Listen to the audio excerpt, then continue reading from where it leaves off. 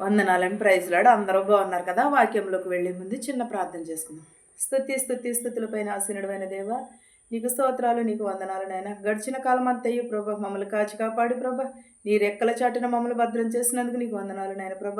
నేను వినటం వలన ప్రభ మాకు విశ్వాసం కలుగుటకు సహాయం చే ప్రభ, విని మారు మనసు పొందేవారుగా ఉండుటకు సహాయం చే ప్రభ. వినిచిన వారికి చూచుచున్న వారికి ప్రతి ఒక్కరికి మారు మనసు దయచే ప్రభ, రక్షణను దయచేయమని అడుగుచున్నాను ప్రభ. ప్రతి ఒక్కరి కుటుంబాలలో శాంతిని సమాధానమును దయచేయమని అడుగుచున్నాను తండ్రి. ఆమేన్. పిలిపిలకు వ్రాసిన పత్రిక 4:10 నుంచి 4వ వచనము, 4వ అధ్యాయము 10వ వచనం నుంచి 23 వరకు ఎలాగో వ్రాయబడి ఉన్నదండి. నన్ను గూర్చి మీరెన్నాళ్లకు మరలా యోచన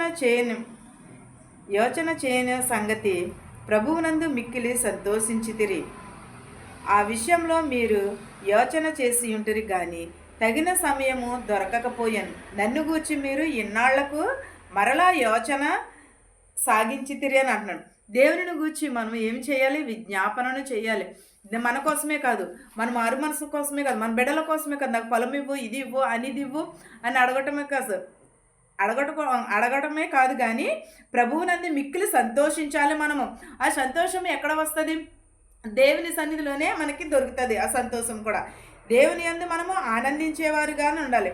మనము ఏదైనా ఒకవేళ దొరికినదనుకో, దాన్ని తీసుకెళ్ళి ఏం చేస్తాము? మనము ఒక ఇంట్లో భద్రంగా పెట్టుకుంటాము. అది ఎవరిది ఏంటనేది కూడా ఎవరు కూడా అడగరు. సంతోషించి ఆ విషయంలో మీరు యోచన చేసి ఉంటిరి కానీ తగిన సమయము దొరకకపోయాను. ఏంటది? తగిన సమయము దొరకకపోయాను. యోచన చేసిన విషయం సంతోషించి తిని ఆ విషయంలో మీరు యోచన చేసి తిరిగి కానీ తగిన సమయమునందు నేను దొరకకపోయానని అన్నాడు. నాకు కొదువ కలిగినందున నేను ఎలాగూ చెప్పుటలేదు. నేను ఏ స్థితిలో ఉన్నాను ఆ స్థితిలోనే సంతృప్తి కలిగి నేర్చుకుని ఉన్నాను. మనం ఏ స్థితిలోనే కూడా ఉన్నా సరే మనం ఏం చేయాలి? సంతృప్తి కలిగి ఉండాలి. ఒకవేళ మనకి ఏదైనా మనము ఆడవాళ్ళం కదా. చిన్న ఉదాహరణకి చెప్తున్నాను. మనం కొంచెం బంగారం కొనుక్కున్నాం అనుకోండి, ఒక కాసు బంగారం కొనుక్కున్నాం అనుకో, ఎవరైనా ఏదైనా పెట్టుకుని వచ్చారు, అయ్యో ఇది మానేసి అది కొనుక్కోవాల్సింది, అది కొనుక్కుంటే బాగుండును కదా అని అనిపిస్తుంది మన మనసు. అది ఏంటది? తృప్తి లేని జీవితం. మనం ఏమి కలిగి ఉండాలి? తృప్తిని కలిగి ఉండాలి. మనం తృప్తిని కలిగి ఉంటే మనకి ఏమి దొరుకుతుంది? ఏ స్థితిలో ఉన్నాను సరే, ఎందులో ఉన్నాను సరే మనకి మనశ్శాంతిని దొరుకుతుంది. ఆ స్థితిలో సంతృప్తి కలిగి నేర్చుకుని ఉన్నాను. దేన స్థితిలో ఉండ నేను ఎరుగుదును, సంపన్న స్థితిలోనూ ఉండ నేను ఎరుగుదును. ప్రతి విషయంలోనూ అన్ని కార్యములలోనూ కడుపు నిండుటకును, ఆకలి కొని ఉండుటకును, సమృద్ధి కలిగి ఉండుటకును, లేమిలో ఉండుటకును నేర్చుకుని ఉన్నాను.